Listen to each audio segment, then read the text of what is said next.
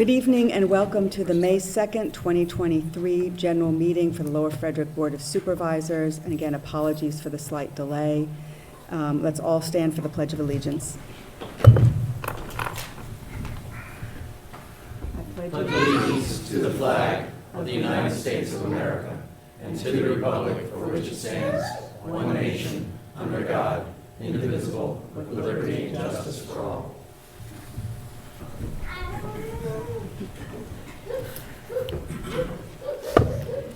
Everyone who is listed on the agenda is present.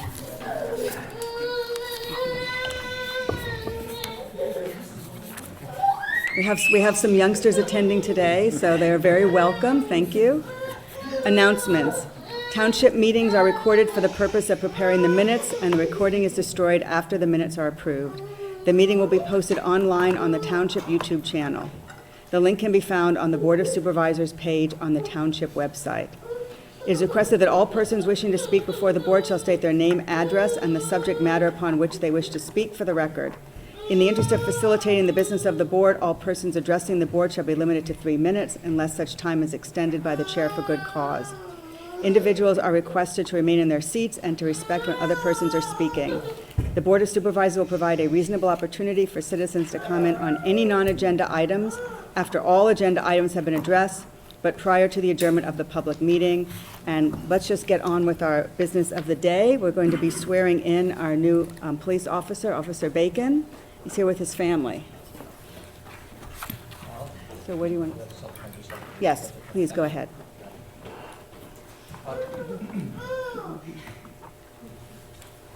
Good evening. This evening we're here for the swearing-in ceremony for Officer Edward Bacon.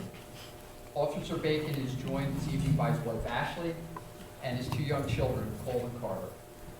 We would also like to acknowledge Tom Estelle, the former chief of SEPTA Transit Police Department, who's also here with us this evening in the back. For the past 10 years, Officer Edward Bacon worked for the SEPTA Transit Police Department, serving as a detective. Officer Bacon was assigned as a federal task force officer with the Bureau of Alcohol, Tobacco, Firearms, and Explosives. Prior to working for the SEPTA Transit Police, Officer Bacon worked for the Bridgeport Borough Police Department and the West Conshohocken Borough Police Department. Both police departments are located in Montgomery County. Additionally, Officer Bacon is trained as an emergency medical technician and tactical medical operator. Through his time with the SEPTA Transit Police Department, Officer Bacon has been the recipient of 2 merit citations, a police unit citations, a citation for heroism, the Citizens Crime Commission Award, and award for outstanding performance of duty. Officer Bacon is a dedicated law enforcement professional who is committed to public safety. And we consider ourselves very lucky to have him joining our department tonight. Would you like to come forward?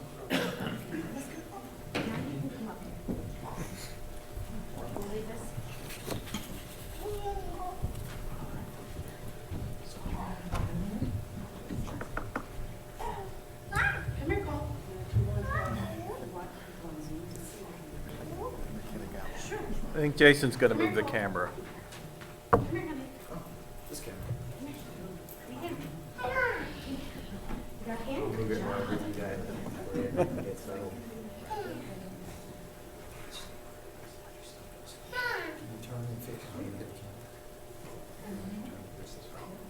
That's fine.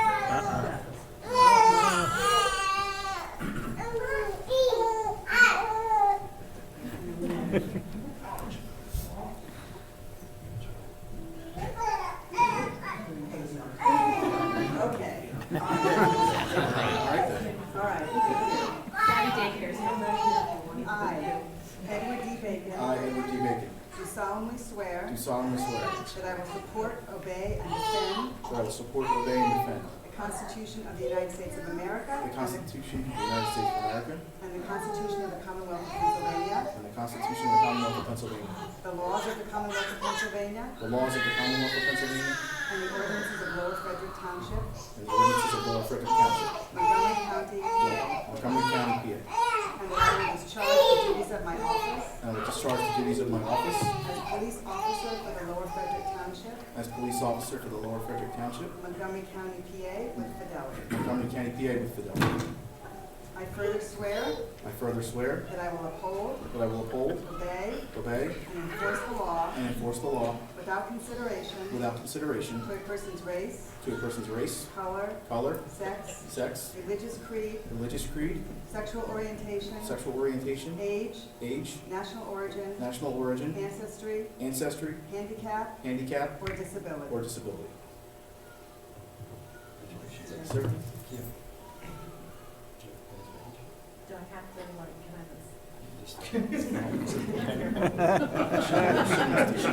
She wants to.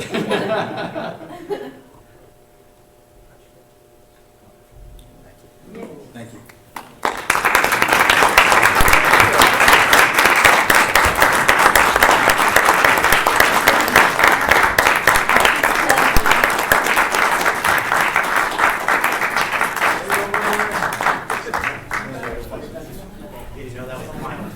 No, I didn't know somebody was going to hide the kids. You have a great family. Thank you. Again, we're over the table. I don't know how that. Thank you, sir. Oh, thank you very much. And I think you need to sign that. Yes. Yeah, anyone who says they missed that page.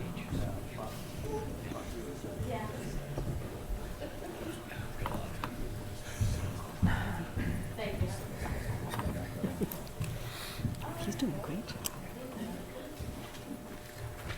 What's that? Oh, yeah. Baby. Took a little bit, but he got there. Got him plugged in. All right.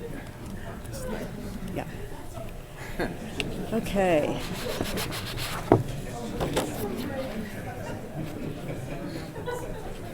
So our force is now up to full strength.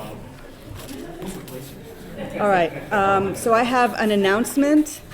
We have an event on Saturday, May 13th from 10 a.m. to 2 p.m. It's called Making Native Plants Work. And this is sponsored by the Park Board. Yes.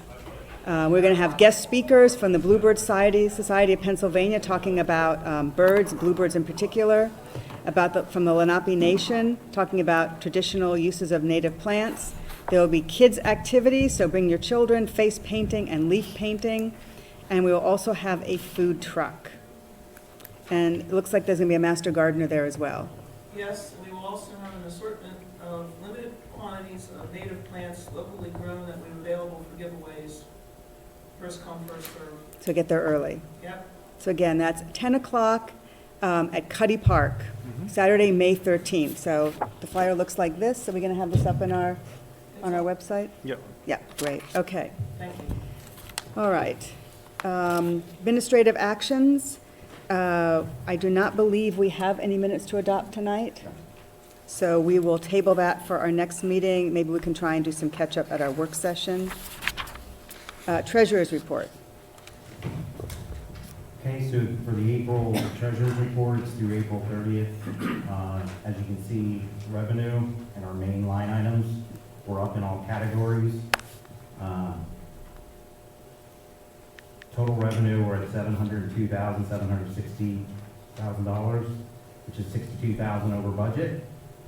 It's actually down 4% from 2022, but we've been carrying over from last year the Swamp Creek Road culvert payment. Expenses were at $668,202, 18, short of $19,000 under budget. We're down 7.6% from 2022. Our net income for the general fund is $34,095, which is it's surpassing our budget by 208%. Overall revenue is surpassing budget mostly for real estate EIT, real estate transfer, and interest for banking. And most other line items, revenue is either on budget or slightly below budget. Revenue is down primarily from last year because of the final payment from the Swamp Creek The township is under or close to the budget this year for most line items. In expenses, overages exist primarily with health insurance, zoning, and vehicle repairs. Overall, the township's performance is up 304% from last year. Sewer fund, we did receive FEMA reimbursement and mitigation funds of $140,488. This was not budgeted. Sewer billing, we're billing is $18,000 over budget. Revenue overall is nearly $160,000 over budget. The fund is nearly on budget for expenses through April. Liquid fuels fund is under budget for 2023 since we didn't have any winter events. These numbers have not changed other than interest from last month.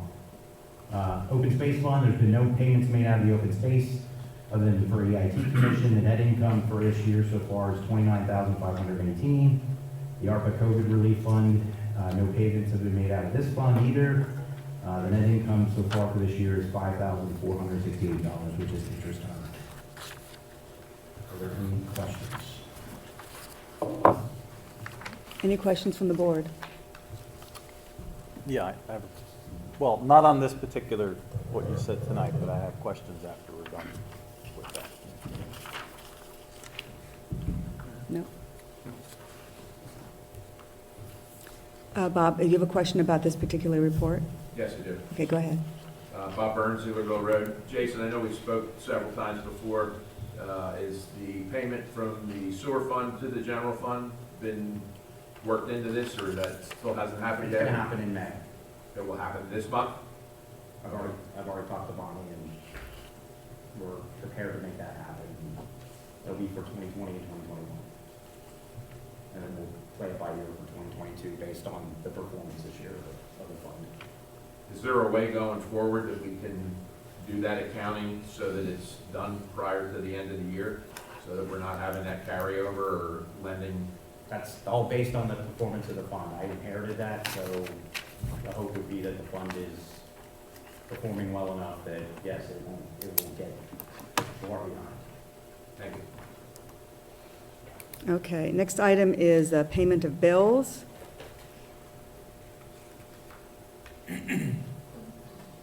So we have bill payments from the general fund in the amount of $107,844.56. In the sewer fund, $283.85. And out of the sewer capital fund, which I believe that is all for the extension project. Sure, capital, yes. Yes, for $399,396.40. Any questions from the board about the bill payments?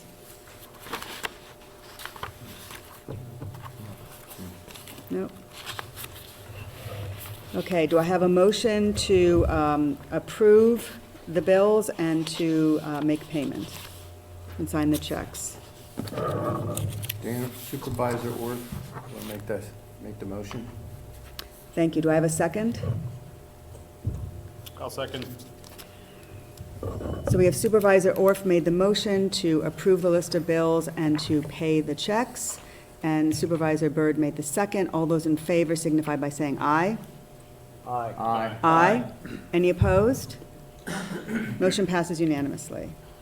Thank you. So Now, Carol, oh. 1 second here before, I'm sorry. Oh. Marlon, last month we paid out on the bills, and I seen there was a check sent to Saks and Sons, Mhm. and I'd like to recuse myself from that right now. So this is from something that's already happened. Yes. Can our solicitor tell us how to do that? Yes, I mean,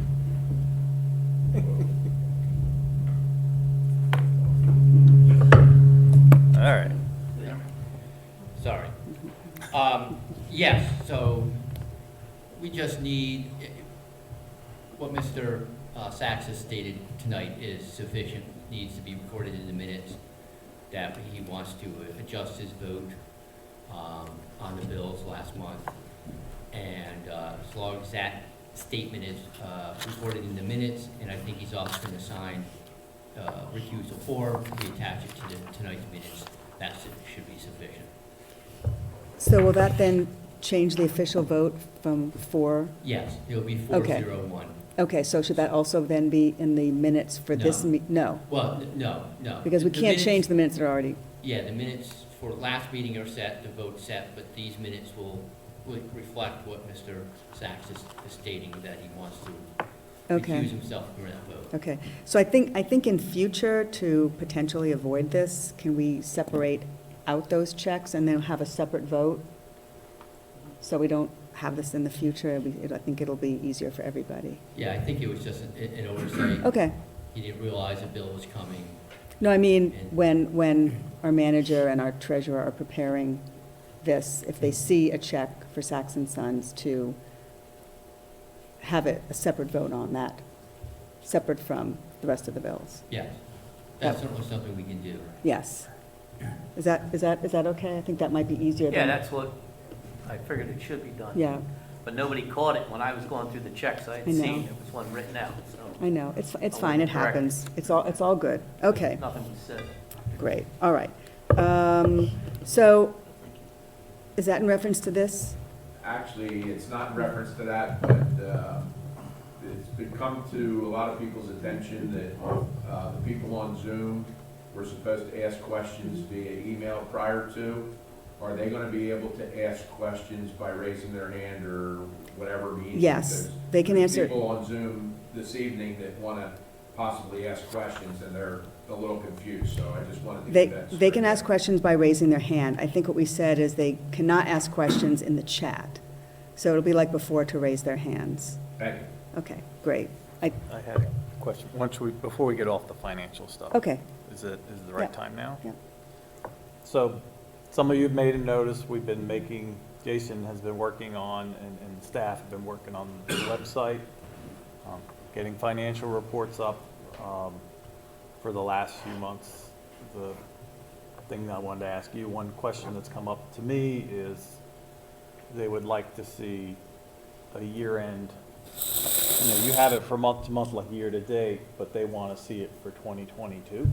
Like, I don't think we have a similar report available on our website to see how did we end up at the end of 2022 when we got the finals in. so the actuals compared to the Yeah, Yeah, that's actuals. correct. Right. That would have been in the presentation you did. Right. If we can put together, if that's a January report, I don't know where that falls, or sometimes, some years I've noticed, I've kind of looked, it wasn't really consistent. Some years it was called a December report, some years it may have been a January report, but if we could do that. Okay, so that would be basically, great. you'd like something like you get monthly. Right, Just just- do it for the end of the year. Yeah. that's Right. easy enough. And the other thing was, I know so this is the report, you're gonna post what we see tonight. Now that we've adopted, this will go up on the website. And are all the fund balances in here? Or is it kind of like, I know you mentioned it in your cover letter. Well, the fund balance is what's posted on the agenda, is what's So- on the agenda. Can we somehow take this information and include it as part of? People have commented to me that they would like to see the fund balances, like the open space fund balance. And if there's, money that's already allocated against it, perhaps maybe just show that as an asterisk that, I think it doesn't sound like that would be a big thing to do because you already have all the numbers Well, as part of the agenda, right? And I'm doing that for the open space direct as far as Right. the allocation, when I provide their financials. Again, I don't know how the rest of you feel, but I've been sort of getting, talking to people, and they indicated that they would like to see the number, and I said, well, it's already on the agenda, but, if it's all in one place, I think it would be easier. Okay, yep. Is that okay with everybody else? or- Yep. Yeah. Okay, so before we go on to the staff reports, I see Eileen is here from the library. Would you like to go first, and then if you don't want to stay till the end, you don't have to? Okay. Yes, please. And you can feel free just to reach out to our manager, and so we know you're coming, we can get you on. She did. and Oh, you did? It was I'm sorry. yesterday, so I I didn't. wasn't as timely as I should have been. I usually try to Okay. take at least a week, and I realized the month went by and panic, sending emails. No, that's fine. If there's not going to be any deliberation on this, so it's just an announcement. Eileen Johnson, the branch manager of the Perkins Valley Library, the library that Lower Frederick supports. We've been very active, trying to keep things going at the library. People are actually coming out of their COVID corners and coming back to the library, which is really nice, because we've got a lot of things going. So Last year, we started with the hot spots. They've been very popular, especially with vacations, people going places that might be a little more remote, may not have free Wi-Fi access. You can lend one from the or borrow one from the library for 2 weeks and have great access. We've got our spring newsletter I'm bringing to you. Unfortunately, it goes till the end of May. So we're really working on our summer programming right now. In the month of May, we do have coming up a Master Gardener this coming Thursday. On the 13th, we don't have native plants, but we do have a colonial-inspired makerspace, going to be talking about codes and spies. So the kids will love doing that. So we've got a lot of things happening at the library. We're trying to keep everybody busy and happy. In the summer, we've already have a magician coming, a storyteller. The whole theme is all together now. So it's kind of a bee theme, of be kind, be nice, be, all kinds of things. And so we're going to do a lot of things with bees. We've got a beekeeper coming. He'll do a program for kids, and he'll also do one for adults. So we've got questions about bees and apiaries. He's got all the great answers. We've got, let's see, it's a magician, storyteller. We've got all kinds of things. We're going to have the block and play has been very popular in the library. There's a lot of cool toys, let kids just play with them. Play is a literacy skill. You go into details later if you want to find out about that. But we're doing a lot of great things. My only drawback right now is my assistant has just resigned. She's going to be leaving in a couple weeks, so getting somebody trained up in full speed for the summer is going to be a challenge. But we do intend to have lots of great programs for the kids and for the adults. I've got some senior programs happening, senior fraud, Medicare. They're going to talk about mortgages, reverse mortgages. So all that kind of information will be available for the adults as well as the other programs we've got going on. And we'll be online using a program called Beanstack, and we'll also have a paper version for people who are versed to computers at this point still. So we got a lot of things happening at the library, and we really appreciate your support and hope your residents come out and use our library. And I did meet Jason very early before you even started because he came to the library and got a library card.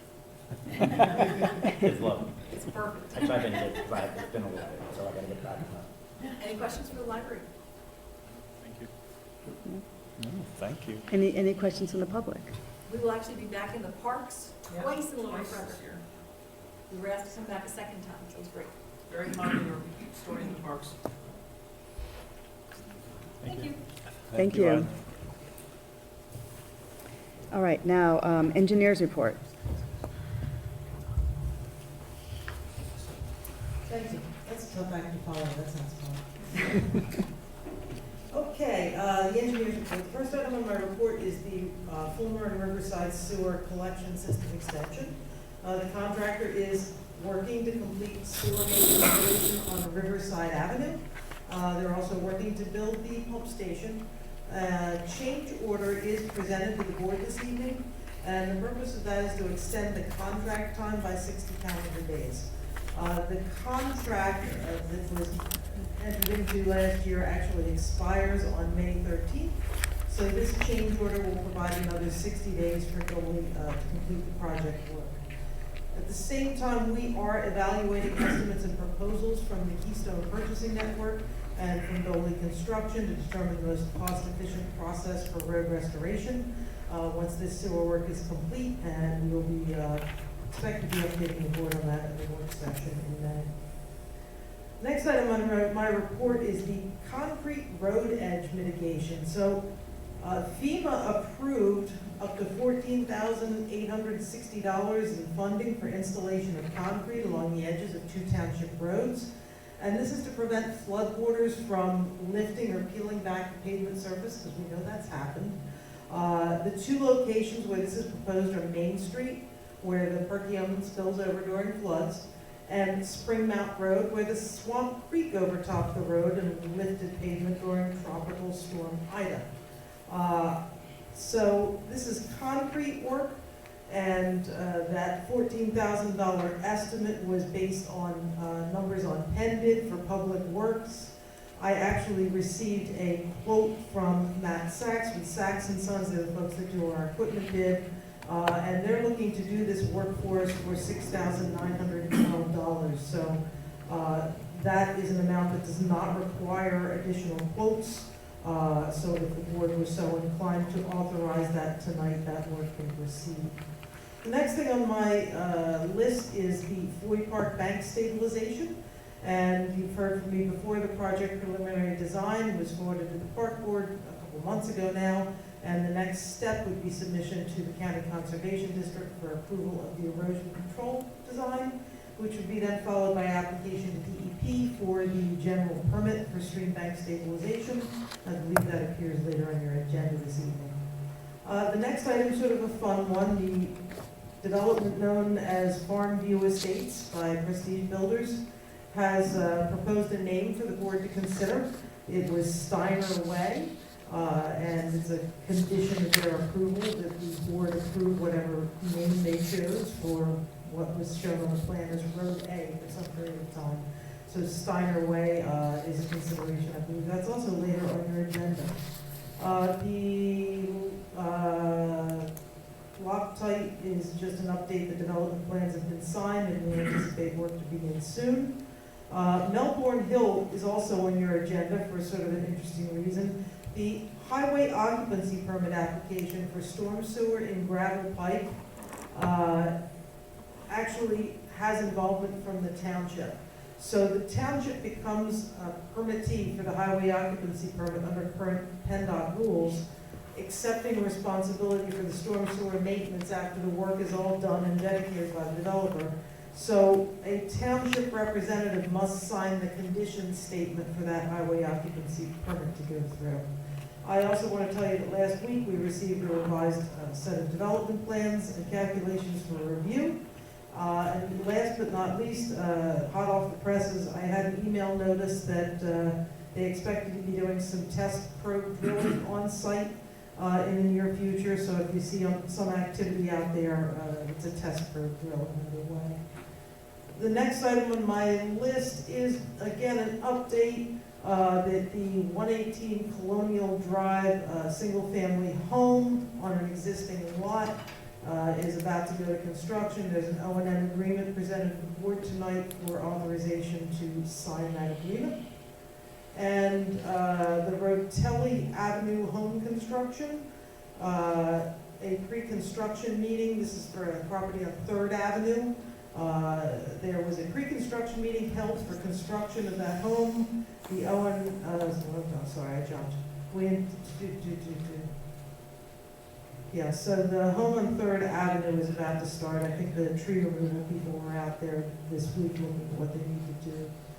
The next item on my agenda is the Goshenhoppen Watershed Sewage Planning. There's an early draft of the Goshenhoppen Watershed Plan of Study. It was just sent out to the board in recent days. We intend to present that evaluation and results of that evaluation to the Township Planning Commission at their next regular meeting. The other items are just updates on ongoing projects. Would the board like me to continue through that report? Okay. Please. Yes. Zieglerville Road drainage survey has been completed and points are currently being reduced to produce a base drawing for work on the Zieglerville Road drainage. The project known as 1467 Gravel Pike or LECMAR, the applicant is working their way through conditions of final approval. Hopefully that's soon ready to be signed. The Arcadia Station, the developer is working through a punch list of items towards closing the development. We continue to remind them that the crosswalk paving profile on Zieglerville Road needs to be addressed before the improvements will be accepted. The Mancini lot on 2nd Avenue, home construction is winding down on that lot. 26 2nd Avenue, home construction is ongoing there. 46 Kratz Road, we're still waiting for, to the best of my knowledge, execution of the O&M agreement by the property owner so that the permit can be issued and that work can begin. 297 Smith Road, I just learned tonight that we have results from the zoning hearing, so we will be reviewing that stormwater design in coming weeks. And then finally, in the Sandbrook subdivision, we're still awaiting submission from the applicant's engineer to address the driveway concern on Lot 2 that was the subject of a prior meeting. So that's a lot, and I'll be happy to address any of the board's questions. Not really a question, but I wonder if we should call 297 Smith Road 36 Smith Road. I think that was the number they've been assigned. Right, thank you. Since they're now in Lower Frederick Township. Any questions from the board? I have one. Carol, with respect to the road concrete edges, you listed 2 bridges. Was any the other 2 bridges that crossed Perkiomen Creek, the Salford Station and Hendricks, also suffered a lot of pavement interruption or removal from IDA as well. Was any consideration given to those, or is that a purely PennDOT scenario? That's right, so those are both PennDOT roads, so that would be up to PennDOT to proceed. Okay, yeah, because they were severely, the bridges themselves were, came through swimmingly, pun intended. But the, what do you call that, the access paths to both of them were completely wrecked. Completely, I agree. So the way the FEMA program works is they say, how much would it cost to just repair the roads and put some riprap along the edge versus how much it would cost to put some concrete along the edge, and they compare that to what the township had to spend to restore that road. We didn't spend any money on state roads, it's not ours. For that same reason, you might remember we were looking at whether we could put Kratz Road into this. We didn't suffer damage on Kratz Road, you can't include it. So this is specifically to mitigate things that were damaged that belong to the township in Ida. I thank you for that clarification because it helps the townspeople. Yeah, I wish we could have got talked to maybe Kratz Road too. Okay. And one other follow-up on the 3rd Avenue, you said they're having people in to do an what do you call it, a tree survey or whatever it is before they lay out where they're going to place No, it? they're actually ready to start that project, so the Okay. people that will be cutting down the trees were coming in. Okay. So it's not a survey, it's actually cutting down the trees for the single family home. Okay, and we won't have a repeat of that one other aspect where they showed up and removed everything before they notified us, right? Yeah, we were very adamant that they had to have a pre-construction meeting with us before anybody walked on that site to do anything, and they did do that. Okay. And my inspector was very aggressive about explaining that the things that they did on that other lot are not gonna happen on this lot. Okay, thank you very much.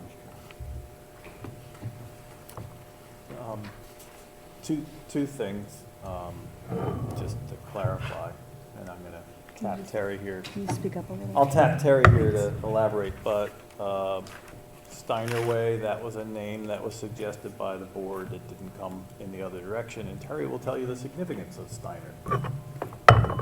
I will try to remember. Yeah, so the Steiner name, so the farm that I actually live at currently was part of the land that Prestige is building on. And the Steiner family, I don't know the years, but it's about 80 years where multiple family members had lived there. They were part of the forming of the gravel pike, the actual turnpike when it was there. And also one of them was the justice of the peace for the area. So instead of coming up with another name, we thought it would be significant to name it for someone who lived there for the better part of a century. And number 2 is, I don't have any questions right now for Carol, but I will like to remind everybody that a number of things in her report are in our business section of the agenda, so I will be asking questions then, and hopefully, if you have questions on those items, maybe people can wait until we get to those, and we'll move through it more efficiently. Does anyone have a question for Carol on an item that is not under our business section? That looks like a no. Okay. Solicitor report. Just one item, informational item. JEP, otherwise known as Gentera, did appeal the board's conditional use decision as of April 7th. My office has entered our appearance. We are moving forward on the appeal. And we are in talks with the developer about their concerns on some of the conditions. And that's all I have. Thank you. So stay tuned. Is this a question on the solicitor report? It's on both reports. Is it on Okay, so we just would ask you if you have a question for Carol, that it be on an item that is not under business. So basically, what I'm asking you is, you have both the solicitor and the engineer as, on the agenda as report. I talked to Jason about it, he kind of clarified what he meant by that. But as you saw this evening, our new member to our township was here, thinking there was going to be discussion at 36 Smith, and weren't here. So one of the things I had mentioned to Jason was that a lot of times residents look at the agenda the way we used to have the agenda, with the bullet points of what Carol or Peter would be speaking of, and then they would want to come to the meeting in that case. So 1467 is another name that everybody had come out in the past, but if they don't see it on the agenda, then they don't know it's going to come up. And we used to do it in the past. I realize Jason's trying to do something a little different, and that's all fine and dandy, but I just wanted to bring it up to you guys that as anybody that looks at this agenda and they see the word report without the bullet points as to what, you know, Carol just had a lengthy section of bullet points, at least that way more people can either Zoom or come in person for those items. So just to clarify for everybody here, the items on the report are for information only. There's no action required. It's just information. The items on the agenda are things we're going to take action on or discuss. And I don't think, it may have looked different in the past, but that's always how we conduct our meetings. But thank you for your comment. All right, staff reports, police chief. The police chief. So this is from Sergeant Cass. For the month of April, they did 376 calls for service and issued 43 traffic citations. Okay, fire company.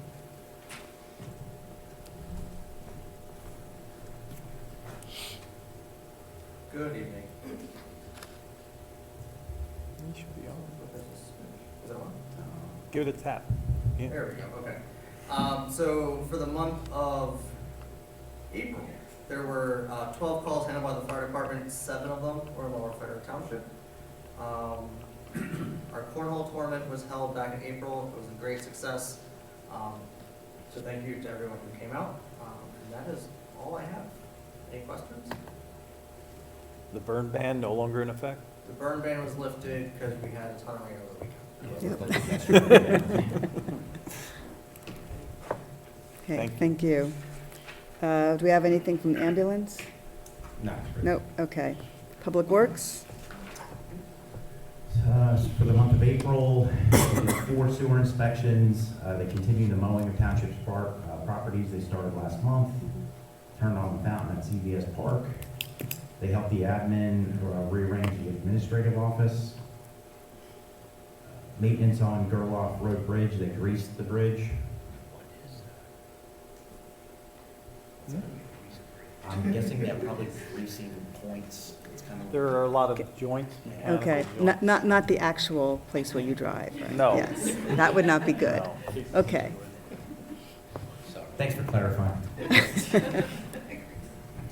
They performed a yearly service on the ultraviolet light at the sewer plant. Maintenance on equipment, they put the plows away for the season. And performed their normal road checks and cleanup. Thank you. Now on to our business portion.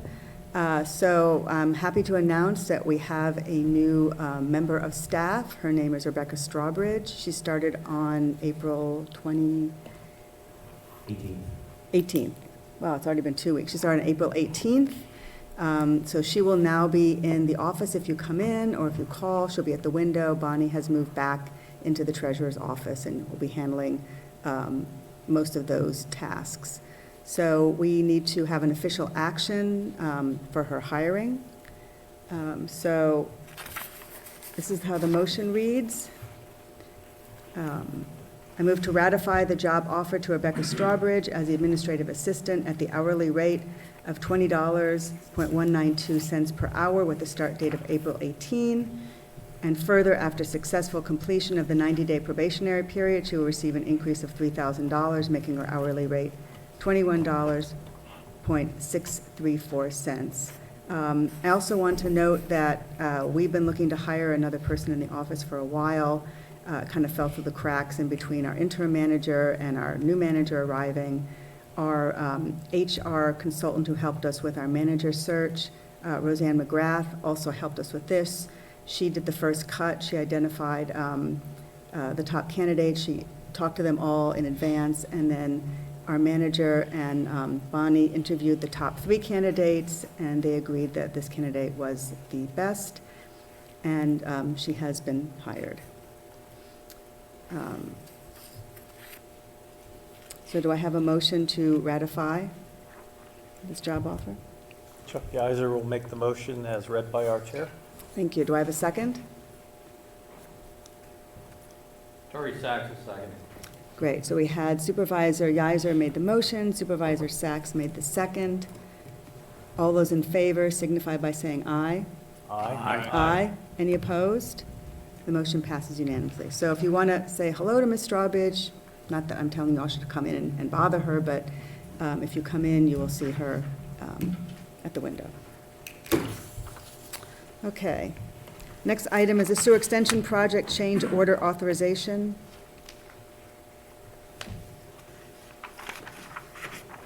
Is that going to be, I know you already mentioned it, Carol, could you just reprise that? My pleasure. So this is a simple one-page change order. It says the change order of the Fulmer Road Collection System Extension Agreement is proposed to extend the contract time by 60 calendar days.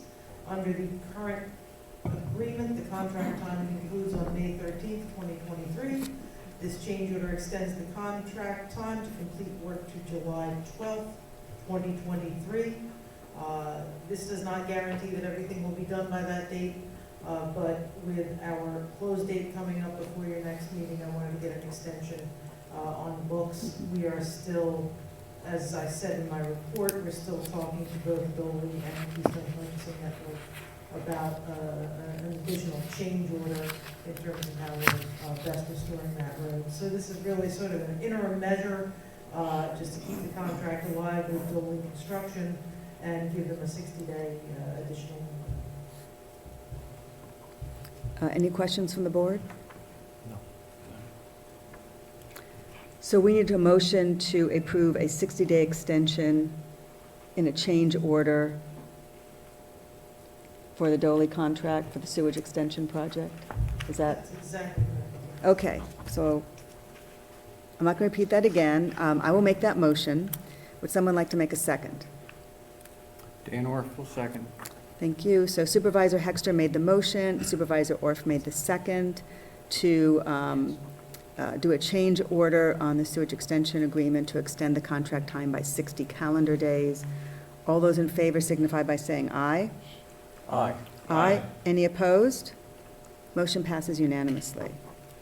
Okay, the next item is a sewer connection request on 14 Springmount Road. So we received an application to connect the property to the sanitary sewer system from El Morad at 14 Springmount Road.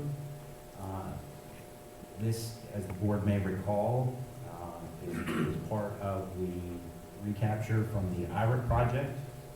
So I noted for page 2, section 2, paragraph 3 of the recapture agreement, EGD was calculated to be $11,937.25. So this would be kind of a double authorization as far as if the board approves of allowing Mr. Ott to connect to the sanitary system, and then also if the amount be paid to Jeffrey and Donaldin Irick as part of the sewer recapture agreement signed 1/5/2023. So just so I understand this, they need to pay the tapping fee to the township and the recapture fee. Correct. So Okay. they're going to be paying approximately $19,000 between the two fees. Okay, so for everyone who doesn't remember this, the IRICs, out of their own pocket, connected to the sewer, and they can have, I believe, 2 additional, is it 2 or 3? 2 additional homes connect, And if they do, the IRICs are entitled to get back some of the money they already spent if somebody else connects. So that is what is happening now. So they are entitled to $11,937.25 when this other individual at 14 Springmount connects. Any questions from the board? Looks like no other questions. All right, so do I have a motion? So again, this motion has two parts: to approve the connection of 14 Spring Mount to public sewer, and to pay the tapping fee to the township, and further to pay the amount of $11,937.25 to Jeffrey and Donna Lynn Irick as part of the sewer recapture agreement that we did with them, dated January 5th of this year. Yeah, Chuck Geiser will make the motion, the recommended motion that was read by our chair. Thank you. Do I have a second? Terry Sachs, second. Thank you. So Supervisor Yizer made the motion, Supervisor Sachs made the second. All those in favor signify by saying aye. Aye. Aye. Any opposed? Motion passes unanimously.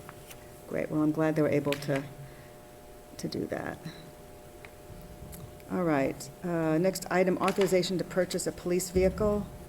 So I was hoping Sergeant Cass would be here to help discuss this particular item, but I can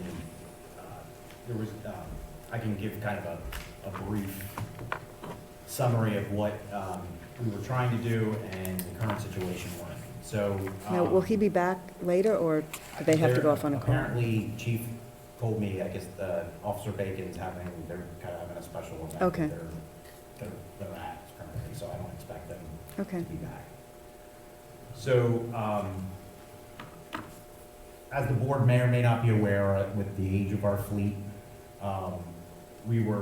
it was in the budget to purchase a police vehicle for this year. That amount was $18,500, which is about a third of a vehicle.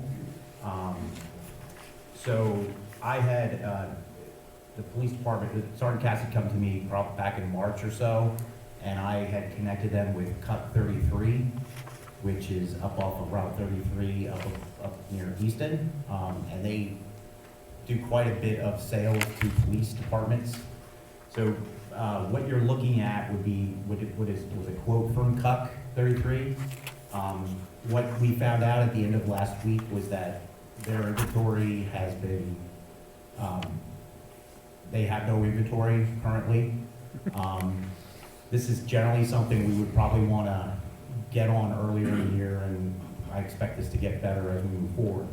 Why I wanted to keep this on the agenda is if the board would look at both the $18,500 that was budgeted for the police vehicle, and there's an administrative assistant, which I'm being told currently they're not in need of.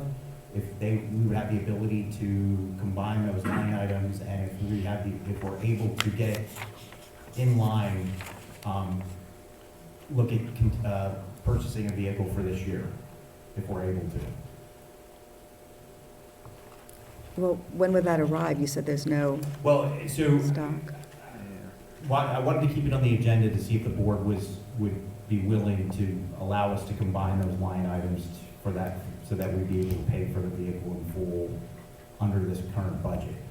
We're going to have to look at, I don't know where we'll be in the pecking order when it comes to getting in line, but I didn't want to present that because it may be a little bit of time before they get the new quotes for I guess we're going to be getting into the next year, or if we have the ability, which I think we've done in the past, where we might be able to get one a canceled order of some kind, but I didn't want to spend time doing that if the board was not interested in allowing us to kind of combine these line items for this year.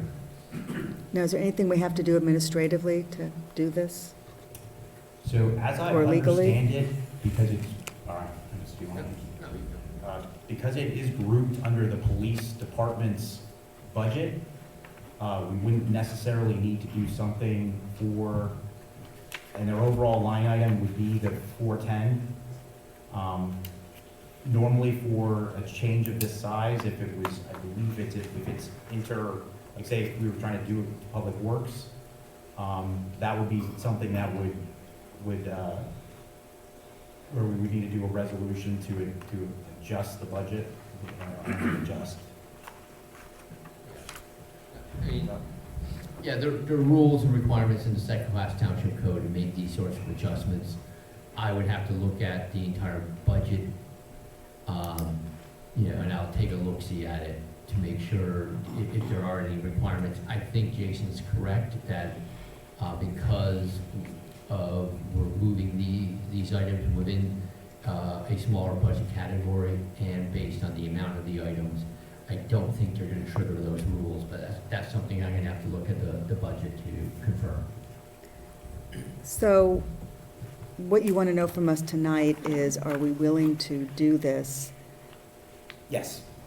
But you're not asking us to approve the purchase yet? At this time, no, because Okay. we don't have this quote is not in play anymore.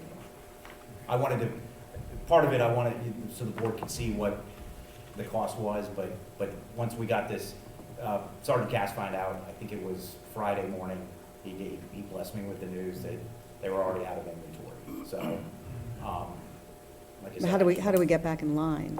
Well, that was without, I didn't want us to do that without having the blessing of the board, that we'd be able to combine those line items. And so if that's the case, then we will represent an updated quote and get us in line, or once again, we'll see if we can find another outfit to get a vehicle from.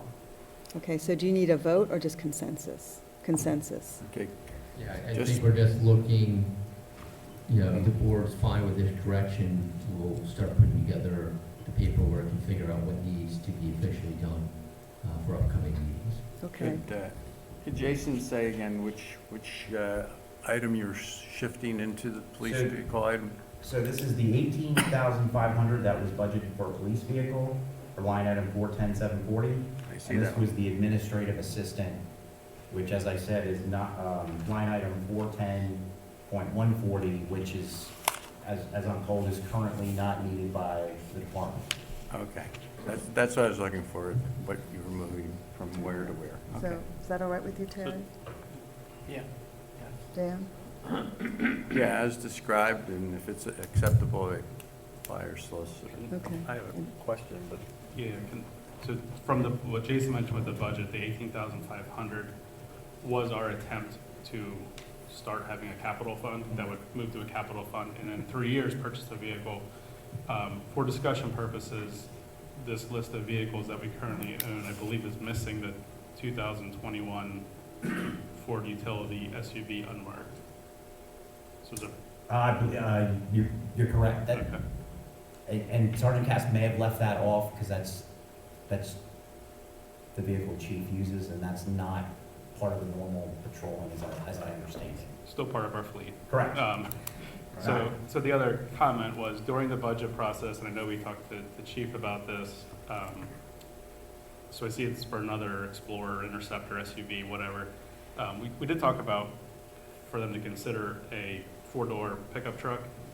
That way, in 10 years or so, whenever it's fully depreciated with 60,000 miles on it, we could use it for other parks, and whoever else could use a pickup truck that's not a dump truck. So just an idea. So we had a second vehicle to this that Sergeant Cass wanted to kind of roll the dice, and it was more of that kind of vehicle. I think the thought was something that they'd be able to use if say, water rescue, something that was more easily, you were able to throw stuff in the back. So that got kind of scratched when we got the news that we weren't, the original vehicle that we wanted was not going to be available. But I believe they would be very open to that. Yeah. As kind of an alternative Sure. to. Yeah, I mean, the trend is we have a 10-year-old vehicle with less than 70,000 miles, so after we get a new vehicle, we put that out to auction and get a few $1,000s. Mhm. So if we have a truck that we can keep using, was the idea, the concept, so. That's what I did at my previous spot. The zoning vehicle was actually the old Chief's Tahoe, and Yeah. there was, other than it had 130,000 miles on it. Yeah. It drove like a tank. Mhm. It's, you spend the money to take the police stuff off, but I would agree. it gives you the opportunity to do something else with, because sometimes the police vehicles, because of the wear and tear, their worth is not always something that's, you know, almost, in some cases, resellable. Okay, so, I just had a question. go ahead. So at this point, the vehicle that we're looking to purchase is gonna add to the fleet, right? It's gonna add to the fleet, because I think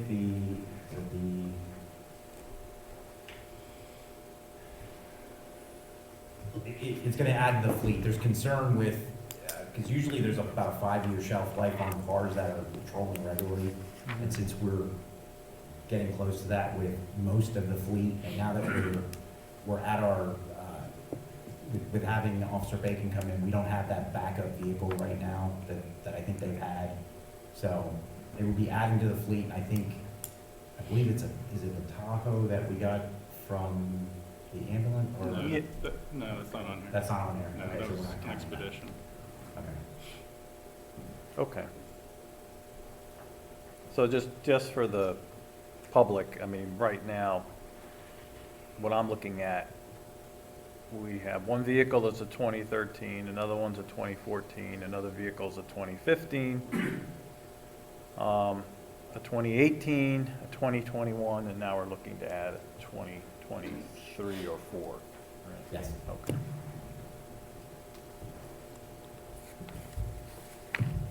Okay, so is it okay with the two of you that they combine those budget items? Yeah, that's fine. Okay, so you've got consensus. Thank you. Okay, so we'll hear more about this at a future Yes. meeting. Okay.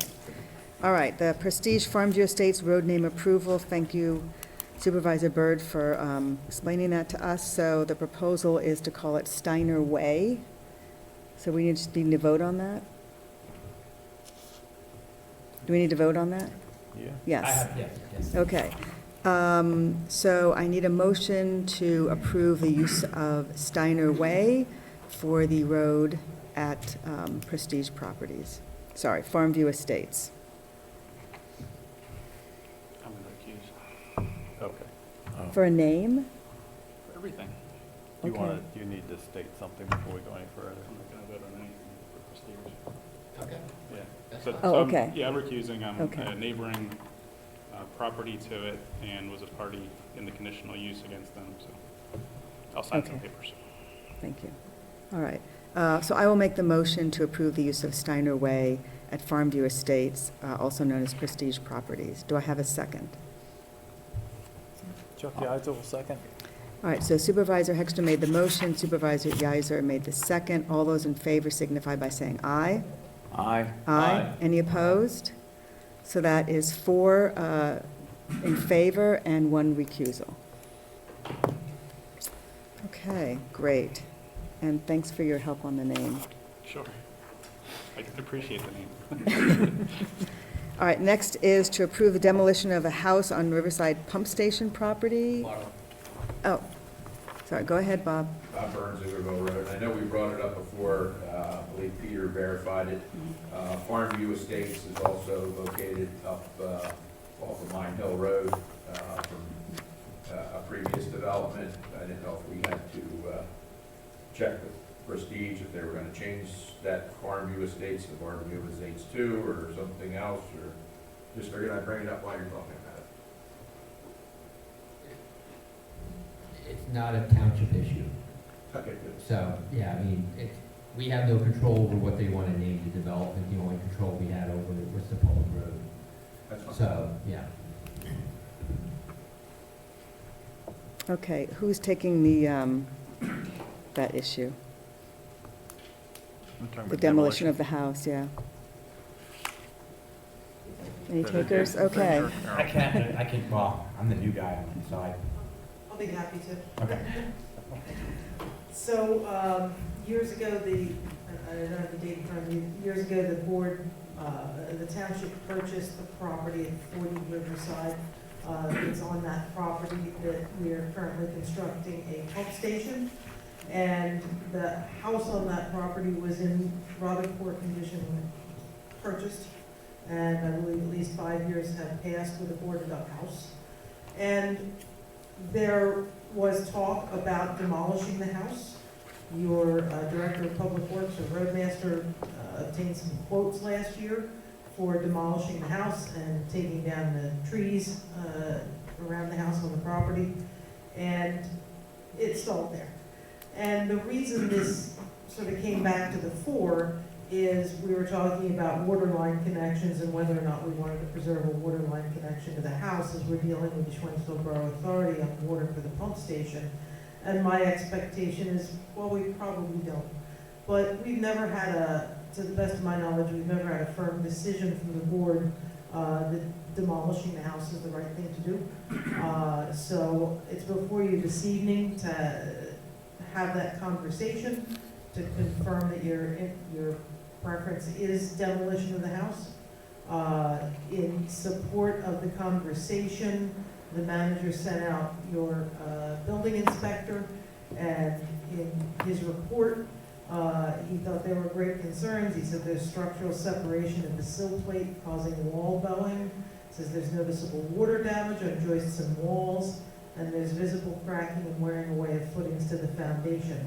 So to my understanding, and this is secondhand, Jason will correct me if I'm wrong, it was my understanding that Brian thought the cost for repair exceeded the value of what was there. Concurrently, I'll share that, it was last year actually, the solicitor asked me to look at whether or not there was an ability to subdivide that lot under current zoning. Well, everything from the pump station back is floodplain. So we don't have enough acreage there to legally subdivide that lot without a zoning variance. If there was some desire to keep a house there and somehow sell it, I guess you could look at something complicated like an easement for the pump station.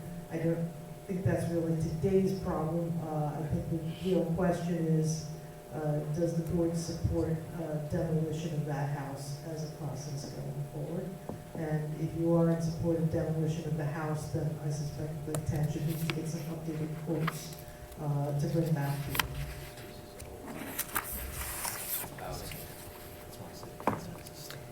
Yeah, I see, at least you're looking for a not to exceed price, but until we see what today's prices are, can we even put that in? Should we find out what it'll cost before we I put that approve in it? there just in case. Okay. That's why I also put in, if there's just a consensus from the board, that we secure updated quotes and then we present, which I would assume would be with what the board want to do. I just kind of went either or, if there was a number you guys were okay with. Yeah, I think that makes more sense, Okay. if the board agrees. Yeah, I just want to say I have been in that house. Mark and I went there a couple winters ago on a Friday afternoon and looked around, and it is pretty rough in there.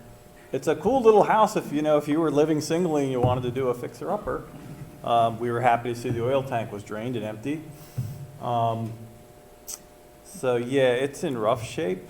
The only thing I will say is when Mark and I were in there, there's like a homemade chandelier in the living room that apparently the neighbor up the hill, they built that out of some old farm tractor parts.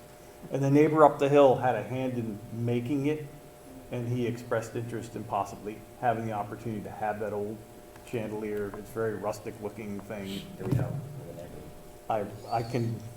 It's the next house up the hill. I don't know his name, but he stopped down when we were there. And said, if you're going to get rid of the house, I'd really like to have the chandelier. And I don't think it's worth any money to anybody else except perhaps him, but he has a sentimental thing. So being nice, if we want to get rid of the house, we should give him the opportunity to take it, if that's okay with the board. Yep. Carol, would it help if the house is down and give us more room around there to maneuver? Yeah, I personally haven't been inside the house. I've only heard the stories, but from the stories I've heard, I would suggest removing the house. It's not necessarily in the way of construction today, but removal of the house will make it easier for the township to maintain that property going forward. And access the pumping station, that's what I was really. Yeah, I Or is don't it know. uphill? It's really uphill from where the pump It's station steep, is. yeah. But from a maintenance perspective, you know, to have that lot, you know, cleared and leveled so that it can be easily noticed going and help your public works.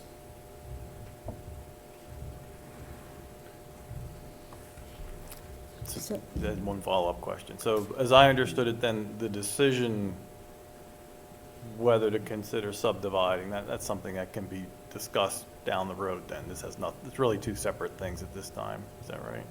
Well, in my evaluation previously, there was not enough land Yeah. to do a legal subdivision without a zoning variance. Right. So if there was really some desire from the township to sell that lot, I think theoretically you could sell the lot and keep an easement for the pump station area, if that was really something that you wanted to consider. And like you say, that could be done at a later date if that was of interest to the township. Okay. Do we have any diagrams of showing the position of the house as well as the location where the pump station would go? That would, On the Dropbox documents that Jason posted, there was a near map view. And you okay, can see on there that the dirt areas where the pump station construction is underway. There's a private driveway between the pump station and the house. So the house is up there very close to Riverside Avenue. Downhill from the house, it looks like dirt in that picture, that's the private drive. And then the rectangular brown area behind that is where the pump station construction is underway. okay. It's pretty, that property is very steep Yes. going Yeah. down from the road till you get to the road behind it. So, okay, now I'm looking at the map right now, people want to know what I'm doing. Okay. I actually, without knowing a couple of facts, like, Brian gave an estimate of approximately $200,000 to do repairs.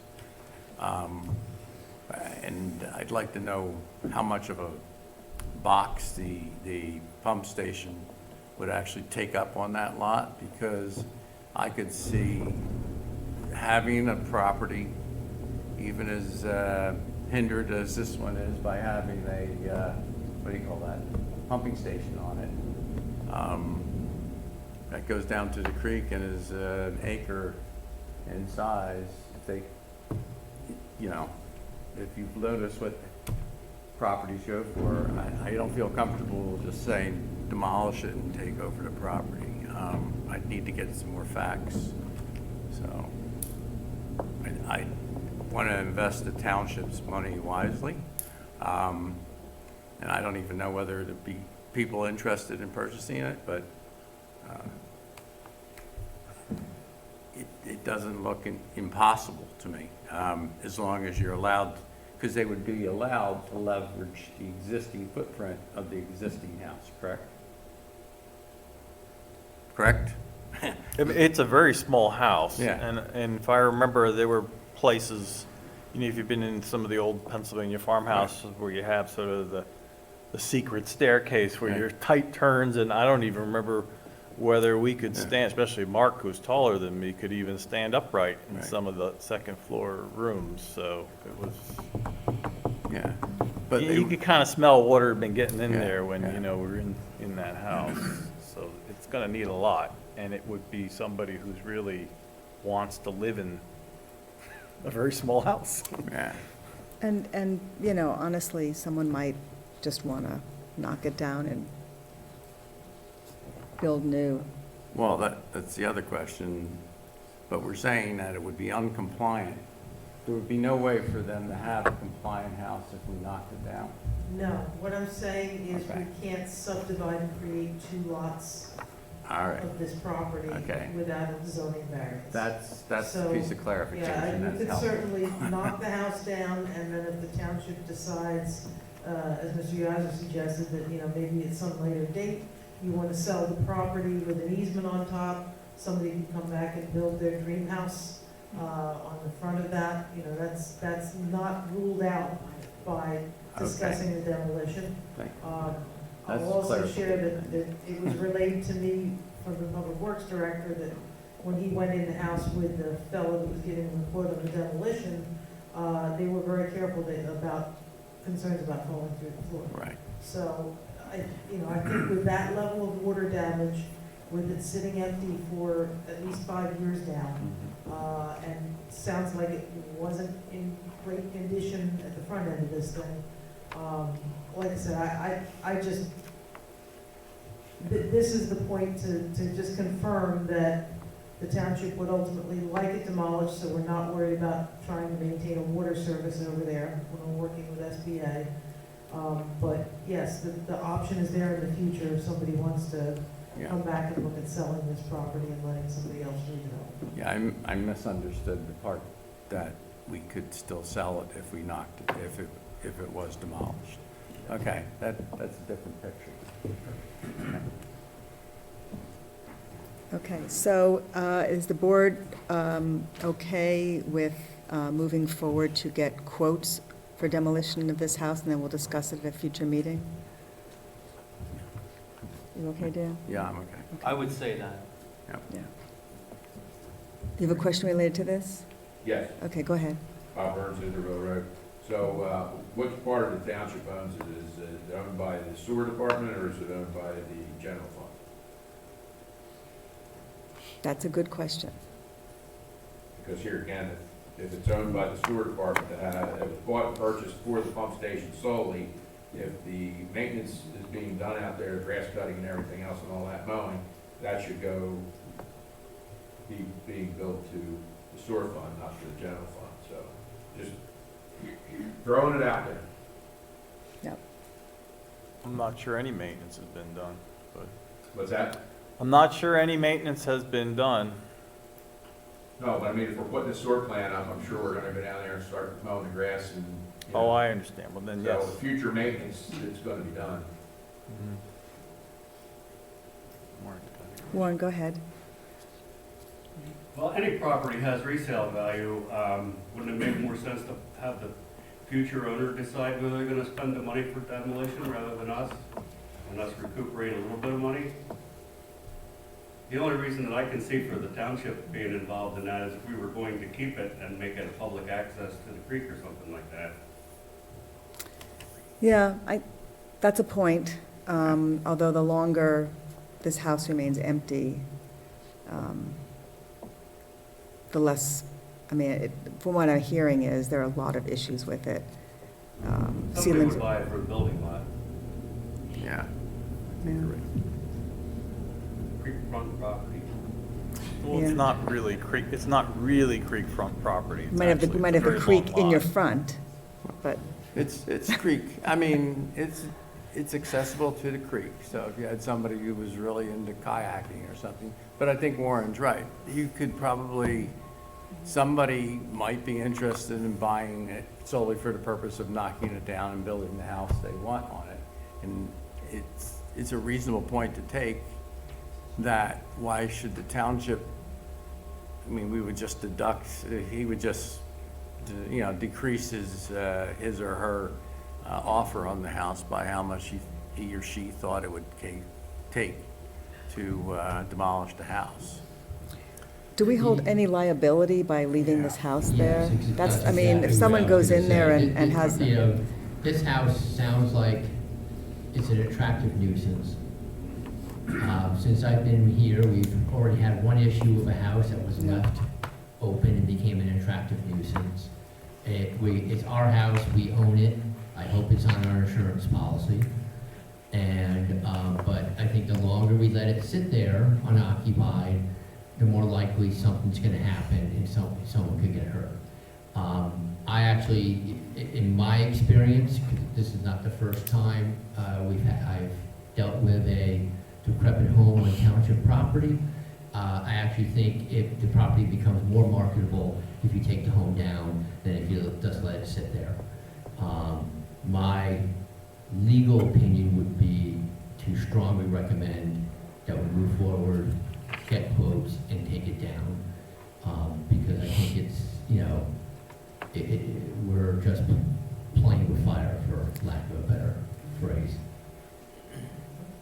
I agree. We've had a couple cases of homes that were unsafe, and we were fortunate not to have had anyone being hurt. Gary? Gary Bonner, Fulmer Road. We ask that you consider, if you do demolish it, that you do not remove trees, if at all possible.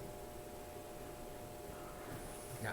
It's pretty close to Not the remove road. what? Trees. It's pretty close to the road. It looks like there may be just one tree there in front of the One house. right in the side of the road. Yeah.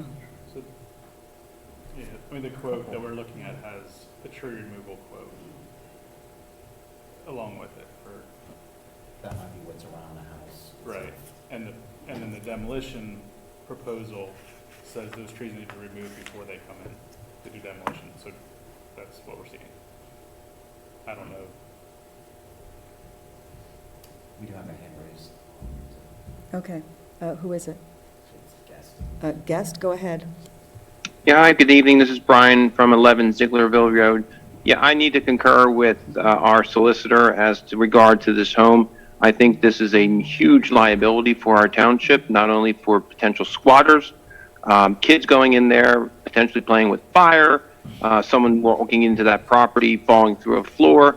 It's just a disaster waiting to happen. So I would, obviously there is money that is going to cost to remove this home, but it will remove a severe liability for our township. So I would agree with our solicitor that this home needs to be removed. Thank you. Thank you, Brian. All right, is the board prepared? So what you're looking for tonight is board approval to look for quotes for the demolition of this house, and then we will discuss that when we get the quotes in. Yes. He Right. just needs a consensus. Consensus is fine. Yeah. Yep. Okay, and I think we have consensus, yes, from everybody. Okay, good. So we will look forward to that at a future meeting. Next item is O&M agreement for 118 Colonial Drive. We just need to vote on that. Yes. All right, so I am going to make that motion to approve the O&M agreement for 118 Colonial Avenue and further authorize the chair, I guess that's, can I say, make the motion even though I'm signing it? Yep, to sign on behalf of the Board of Supervisors. So, it's not Colonial Avenue. It's Colonial Drive. It's, yeah, Oh, I'm sorry. I Yeah. apologize. I know, I read that and it seemed funny. Sorry, Colonial Drive. Do I have a second? Chuck Yiser will second. All right, so Supervisor Hexter made the motion, Supervisor Yiser made the second to approve the O&M agreement for 118 Colonial Drive.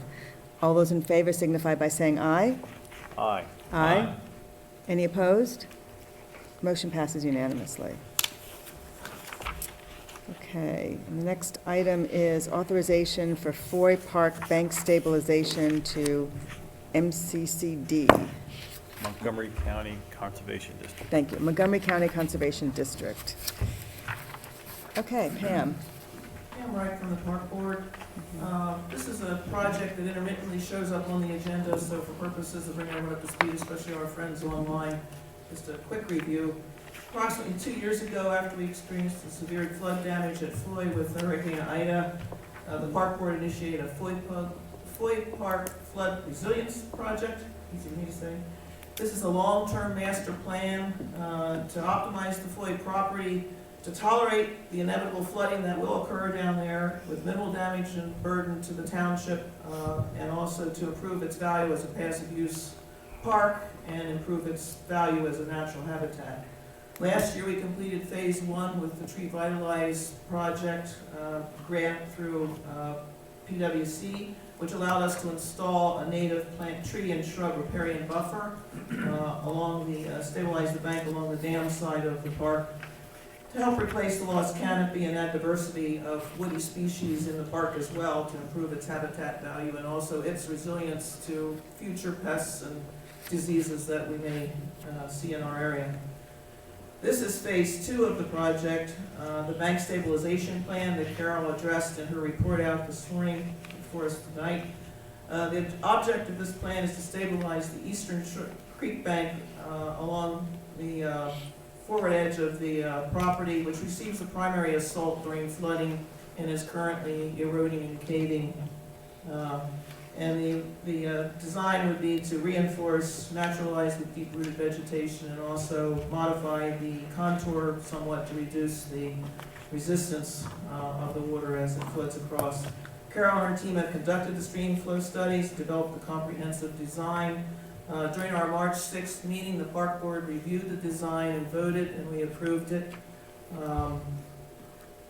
And we are requesting tonight from the board to authorize Carol to submit the plan to the county conservation district for review and approval. And as Carol said, this is the first step.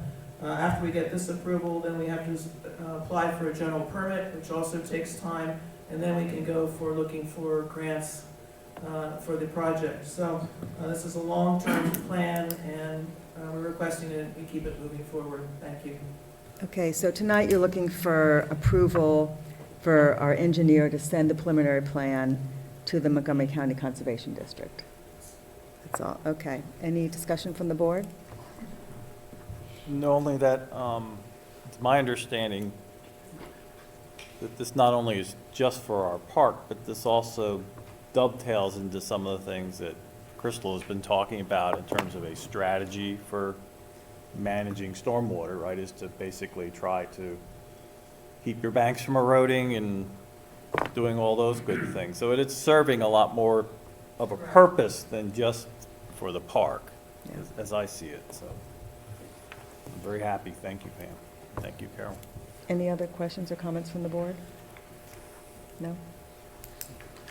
Go ahead, Bob. Burns, Zieglerville Road, is there a not to exceed number from Carol to do that work?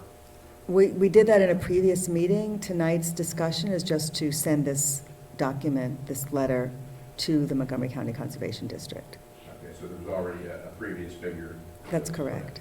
Thank you. All right, so do I have a motion to provide approval to our township engineer to send the preliminary plan for the Foy Park Bank Stabilization Project to the Montgomery County Conservation District?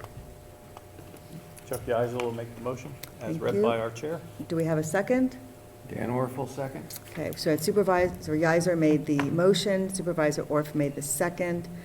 All those in favor signify by saying aye. Aye. Aye. Any opposed? Motion passes unanimously. Thank you. And now the next item is the Melbourne Hill Highway Occupancy Permit. And so for that, what do we need for that? Just, So I'll start and let Peter finish because ultimately it's a legal document. So this is titled the Highway Occupancy Permit Condition Statement. And it's the township acknowledging that stormwater facilities are going in along the state road, and that after acceptance of the municipality, the development improvements, the highway occupancy permit is transferred into the name of the municipality, and that the storm sewer becomes the responsibility of the municipality at that time. So I'm going to turn it over to the solicitor from here, in case he has any comments on this as a legal document. Yeah, this is a standard document, you know, basically, even though this is a state road, the way PennDOT does this everywhere, is that when these sorts of facilities are put in the state road right away, the municipality is responsible for maintaining, replacing, repairing them. There's really not much we can do about it. It's a standard form, it's non-negotiable. Some of these give me a little pause. This one doesn't. I don't have really any major issue with it. So I think it's perfectly appropriate for the board to approve it at this time. And, you know, as these other developments move forward, we'll probably see them in conjunction with the other developments too. all right, thank you. It'd be nice at some point if the state would give townships money to pay for these maintenance costs, but that's a whole nother conversation. So do I have a motion to approve signing this document, which I think is what we need? Is that the motion, just to approve signing the document? Yes. Okay. Chuck Geiser, I'll make the motion to have our chair sign the highway occupancy permit condition statement for the Melbourne Hill development. Thank you. Do I have a second? All right, I'll make the second. So we had Supervisor Yizer made the motion, Supervisor Hexter made the second. All those in favor signify by saying aye. Aye. Aye. Any opposed? Motion passes unanimously. All right, this one's going to be a little more complicated, I think. The authorization for the FEMA mitigation project. Is this it for the FEMA? 'Cause it's been a long haul. No. There's more. Yes, no? This would be the last mitigation project. Okay, Well, it's in my summary. This is the project that FEMA released the money to us. It's stuck at the state. There is in reaching out to the state, it is supposed to be working its way back to us. But the money's, it's just in waiting until we can get it from the state. So Carol and I, in discussing this, she was anxious to, because we seem to be always a tropical storm away from having issues with the roads, which is what. you're not allowed to say that out loud. Sorry. So what we're hoping the board is that they consider, while the funds are coming, if they don't, I guess in fact come that the board would still consider doing these projects. The other thing is we had a deadline coming from FEMA to complete this work by July. Yeah, we do, yeah, and that's that would be the final, Okay. so any of the mitigation projects, there is a no later than time for them. Okay, so we're supposed to get 90% of the cost from the Correct. state. But this is going to help protect our roads from further damage, if Yes. anything should occur to damage them. So it sounds like it's probably money well spent, and we could use ARPA money for this. Yeah, my suggestion is. If we don't get the state money in Correct. time, okay. And the best news of this, which is really hot off the presses, is the updated price that I received for this work from Saks and Sons is $6,912. So they're really giving us a great bargain on this if the township wants to move forward. It's under the amount that we estimated with FEMA. So, like I said, this would be authorizing the quote of $6,912. That does assume that the township is going to assist with worksite traffic control. That's part of the Okay. savings. All right, any questions from the board? So, yeah, Chuck Geiser. So these other numbers that I'm seeing here, 33,000 and 30, should I just be ignoring those numbers now? So the 33,000, it included reimbursement for work completed, Mhm. and then also the mitigation project was lumped into it, which is what made it interesting going back through the documents, trying to pull stuff out and what we were supposed to receive. So that's why that number is what it is. The 30,403 is the 90%. So most of that is reimbursement for work already completed. And we have clarified with FEMA, and it does, once again, it's been approved and released, it's just stuck with the state, because they just have it flow through the state, I guess, for some reason, instead of getting paid direct from the federal government, So the $6,000 quote that we have is for doing the curbing for the Main Street and the Spring Mount Road areas. Correct. Yes. Okay. So that was the 8,039.21 for the actual overall mitigation. There was work they did not approve or gave credits to. I think I couldn't understand how they have some formula that they use. I don't know if you noticed that, Carol. So that's why that number isn't the full 14,000. But as Carol said, we've got a quote that's up to 8,000. That we'll have enough to cover that when we get the money. And then down the road, we still have to approve what for the doors on the plan? So That's a the whole board bunch. authorized securing those those were another updated quotes and getting that project started. Yeah, so that's something we need to put together and put out for bid. Okay. And we have a bigger time frame on that.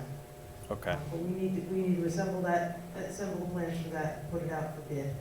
Okay. And I'll be back to you when those plans are ready to request authorization to advertise. Did I see the metal base for the generator laying around the pump station? So I believe that came last week. Yeah, We okay. finally got it. I think it was the third or fourth attempt. They kept sending us the wrong item. So, that is in, and yes, so you did see that, Chuck. Okay. And I don't have a time frame on when, and that was part of the previous mitigation money that we received out of the $140,000 for that. Okay. It's for the concrete pad and the electrical work, so that money we have received. But I've got to circle back with Tommy on that and see when we get that on the schedule.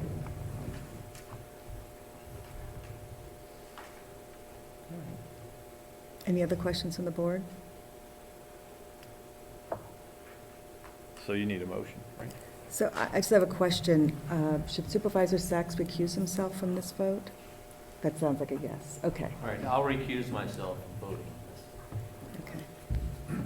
To recap, we've got a proposal tonight from Sachs and Sons to install the curb that's been described on Main Street and Spring Mount Road.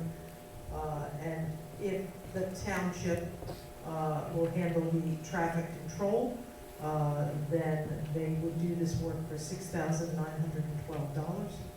So if that were authorized by the board, we can proceed forward. I'll make the motion. With the understanding that Lower Frederick Township personnel will be doing traffic control, I move to authorize the township engineer to move forward with the Spring Mount Road and Main Street concrete curbing projects as part of the mitigation project in an amount not to exceed the quote from Sachs and Sons for $6,912. And this money will come out of the ARPA funds if we do not get reimbursement? Do we need to put that in the motion? Probably because it's not budgeted anywhere, Okay. is it? I'll make the motion, if that's all right with, or do we want to discuss that before I complete the motion? I'm fine. Keep it fine with it. Yep. Okay, I'll amend my motion to add that any funds not reimbursed by FEMA, any funds expended not reimbursed by FEMA will be taken from our ARPA allotment. Is that okay? I'll second that. Thank you. So Supervisor Yizer made the motion, Supervisor Byrd made the second. All those in favor signify by saying aye. Aye. Aye. Any opposed?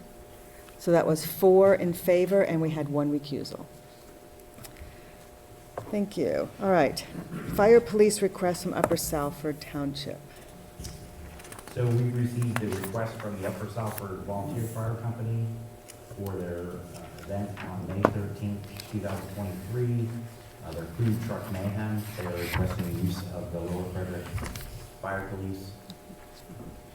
So this is just a simple authorization for them to do that. And they have sent requests to both the fire company and us. So the fire company would be aware of this event. So it should be Okay. So I'll make that motion to authorize the use of the Lower Frederick Fire Police on May 13, 2023 at the Upper Salford Volunteer Fire Company event. Do I have a second? I'll second. Carrie Bird. Thank you. So Supervisor Hexter made the motion, Supervisor Byrd made the second. All those in favor signify by saying aye. Aye. Aye. Any opposed? Motion passes unanimously. And the last item, Okay, so this is part of the joint group with Schwenksville Borough, looking at a trail from Main Street, Schwenksville Borough, to Delphi. The group is requesting 2 draft letters that the board approve those. These were approved by the borough. I did get confirmation from their manager that he has authorization, should we choose to make any corrections, that we can do that and send the letters on. So we're just looking for authorization to sign on behalf of, I'm looking for authorization to sign on behalf of the township to send these to the Montgomery County Planning Commission and the Montgomery County Parks, Trails, and Historic Sites. So for those in the audience, these letter kind of outlines what the goals are on this project, which is to create a safe way to walk from A to B. And they're looking for support from the county. And what was the other one? They're both from the county. They're both to the county. One is going to David Clifford, who's the Trails and Historic Sites person. Yeah, The other's going okay. to Scott France, the executive director. So they're looking to further the discussion with the county on this project. Anyone from the board have any questions? No, other than thank you for taking the initiative. Any comments from Schwenksville on this? No? Okay. Mostly it's all Lower Federal property. Yeah. Yep. County property that's in Lower Federal Township. Yep. Yep, okay. All right, so would someone like to make the motion to approve sending these 2 letters to the Montgomery County and also to approve having our manager sign them? Tori Sachs will make the motion. Thank you. Do I have a second? Dan Orfel, second. Great, so I'll read the motion. I move to authorize the township manager to sign and send letters to the Montgomery County Planning Commission and Montgomery County Parks, Trails, and Historic Sites in conjunction with Schwenksville Borough as part of the Delphi to Schwenksville Trail Connection Project. So Supervisor Sachs made the motion, Supervisor Orff made the second. All those in favor signify by saying aye. Aye. Aye. Any opposed? Motion passes unanimously. Yeah, this will be a great project if it gets completed. All right. Township Board and Commission, Environmental Advisory Council.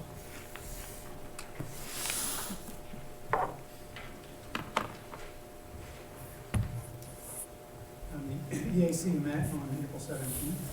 We continued our discussion regarding bird count certification. We're forming a committee as recommended by Bird Town. We've asked the Parks Board if they would like to have a representative on that committee, and we'll be working on that application. On outreach, we will be hosting a presentation by the Delaware Riverkeeper Network on September 28th, titled "A River Again, the Story of the Schuylkill River Project." We recently found out that the grant that's in that presentation also includes a second presentation, so we are looking into topics and any time to go over that second presentation. We also continued our discussion regarding recycling opportunities, or the lack thereof, and things that we can do to assist them. This month's Did You Know, in keeping with the Birdtown theme, we're providing a link to the National Wildlife Federation publication regarding tips for creating bird-friendly habitat. Any questions?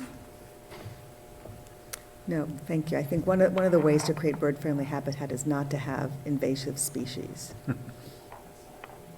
That's my addition to that. Thank you, Gary. Thank you. Planning Commission. Greg? Hey everybody, Greg's on.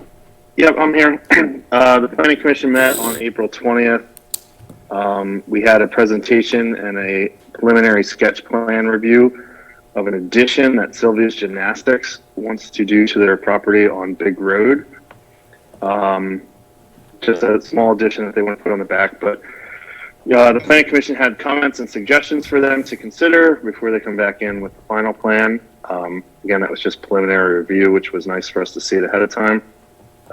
Next, we took a second look at the Melbourne Hill sewage planning module, and with direction from Peter, our solicitor, it was approved and signed at the meeting. And lastly, we reviewed the Omnibus Zoning Part 2. Specifically, we looked at the R1 quarter mile inclusion zone relating to neighborhood lotting. We felt that properties that had at least 10 acres inside of the quarter mile line should be eligible to utilize neighborhood lotting. Originally, we were going to try to adjust the line on the map to include those properties. And later in the meeting, we agreed that it should be up to the applicant to demonstrate that they qualified with 10 acres inside the quarter mile, so that we're not excluding anyone right now. And our planner, John, agreed to provide zoning text with a supportive zoning appendix map for us to consider in our May meeting, and we will also make sure that it's consistent with the Central Perkiomen Valley Regional Comprehension Plan. And that was our meeting. Any questions? When you're done, I have some. I don't have any. Yeah, thanks, Greg. Chuck Yiser. I don't have a question, but I do have a suggestion.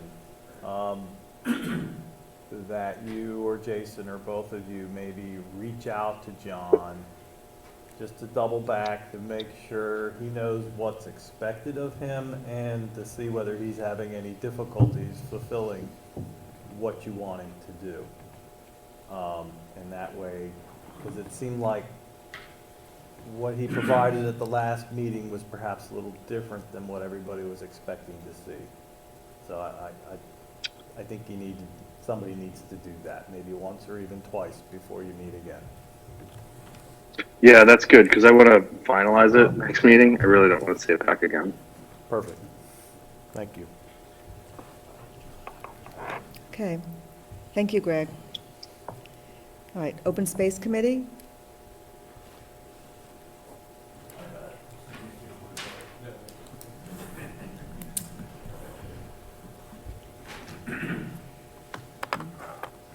Open Space Committee met on April 12, 2023.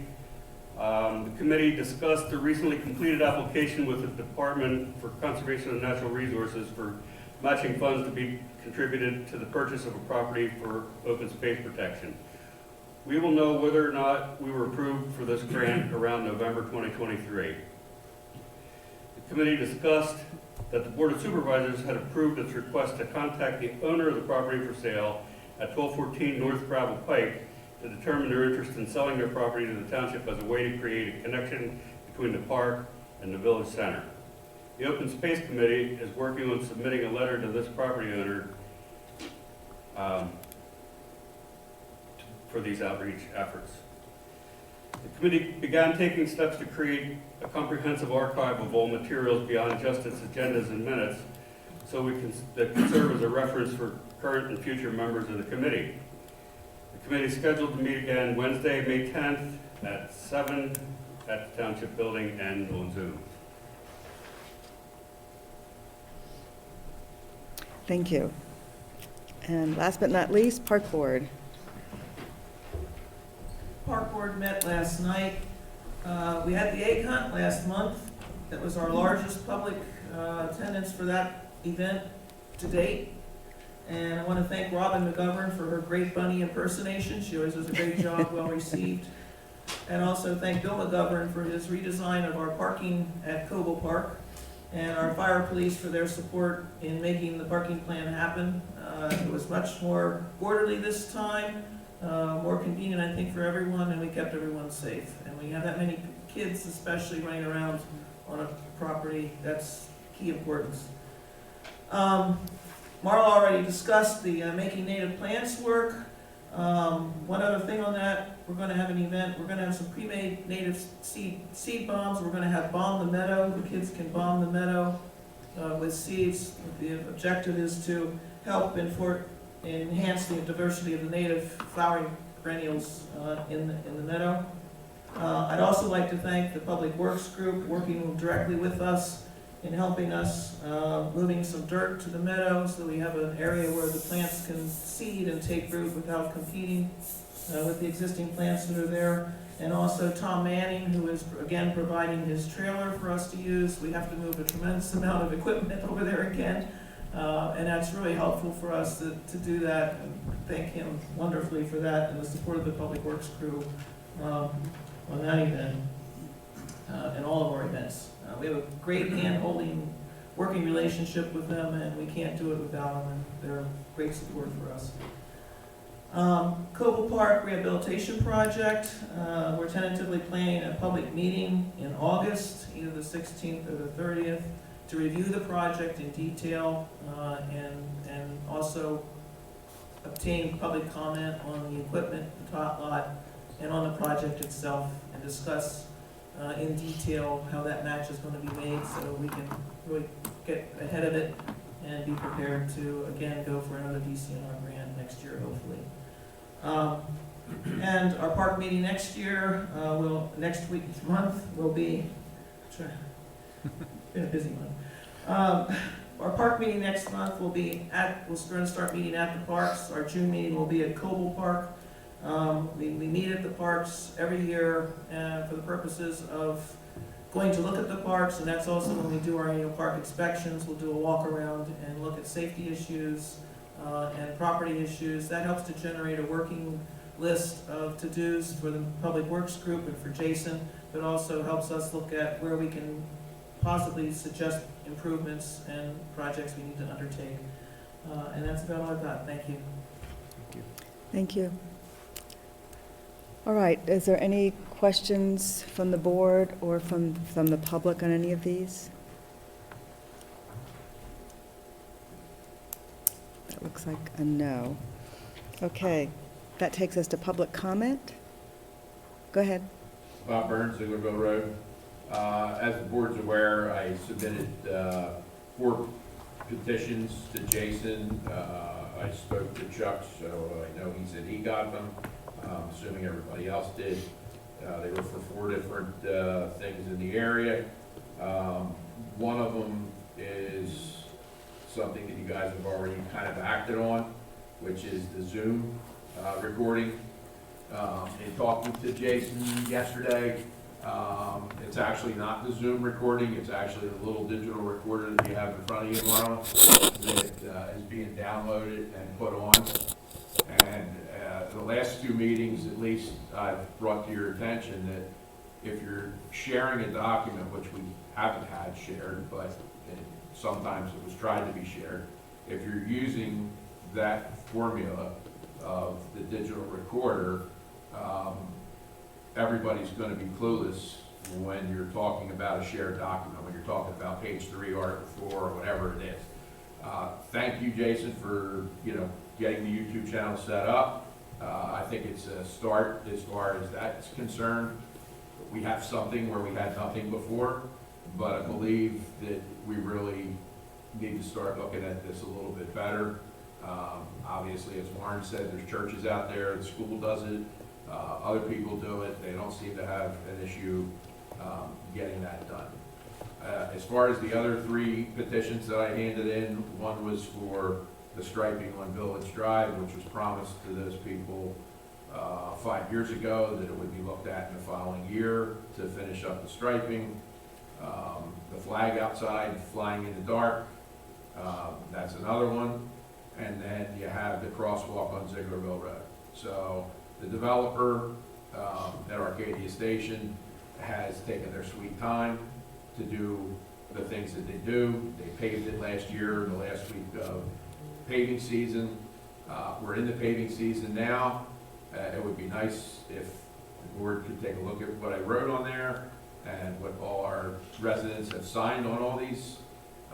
It would be nice to have a letter go out from the township advising the developer that they have 45 days to start work on that location, so that we're not sitting here in November wondering when they're going to fix it, since it wasn't supposed to have a bump or anything else. Thank you. Thank you, Bob. Any other comments? Public comment? Okay. Well, I actually have a supervisor comment. I attended a ribbon cutting this afternoon at Upper Salford. You all know, or some of you may know, that they were able, with a combination of grant funding and some money from their township, to connect the Upper Salford Park to the Perkiomen Trail. And that's already been opened, but they had the official ribbon cutting today. And I was really pleased to see the partnership that they made with the county, with DCNR and other grantors. They had to get a lot of money together. It took many years, but they really worked hard with a lot of different people to make that happen. So it's a good example, I think, for us in Lower Frederick. All of our residents are going to benefit from that connection. So I think, hopefully as we move forward, we'll be able to also have some great projects like this as well to celebrate. I have a comment I'd like to bring up about. We've had a lot of comments or a lot of complaints about the sweeping in the roads on Riverside. And I think somebody had cut a tire. Is there any way we could make the contractor liable for some of that? I know you're responsible as a contractor. If you're doing a road and it's not right, somebody cuts a tire, breaks a wheel or something, they're responsible for it. It would all depend on what's in our contract documents with Dolly. If our contract documents are silent as to that, you know, that's on, you know, we can't pass that liability on to them. So they're not liable then for none of that stuff? I mean, anyone can sue anyone. Yeah.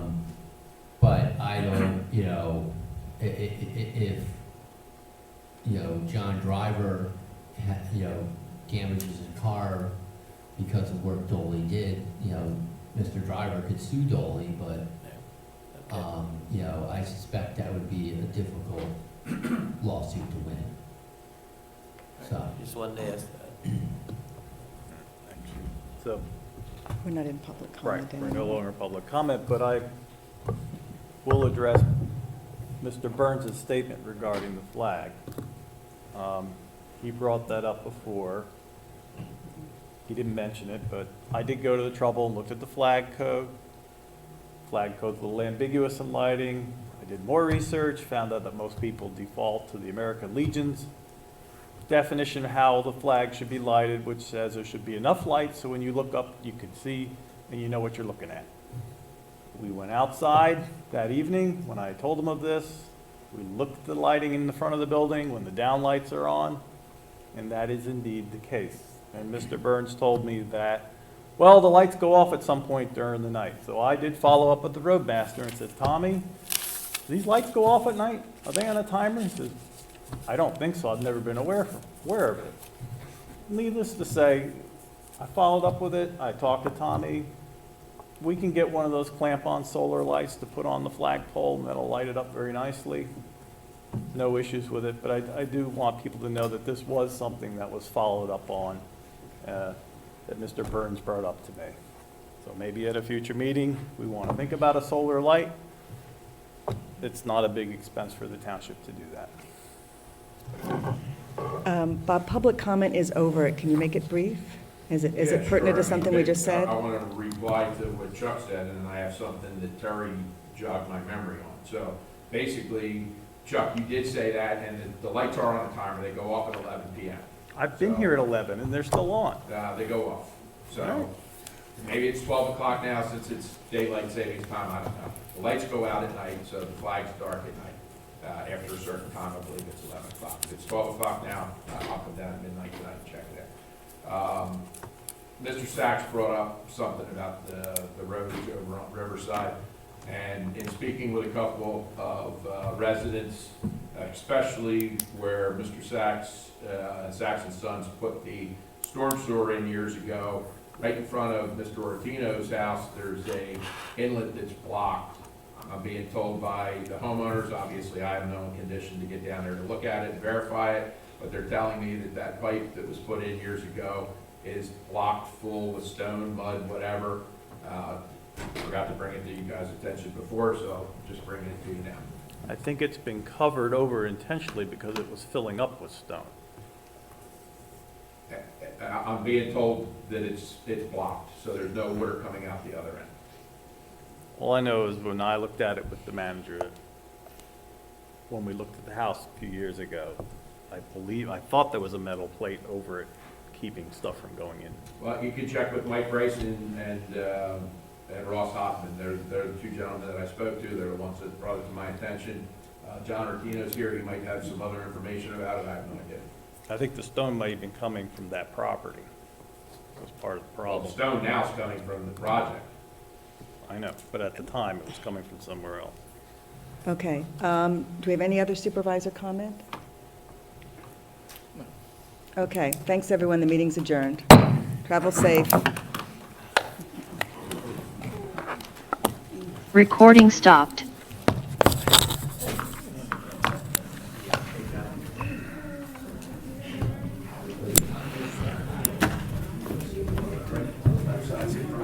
Stop.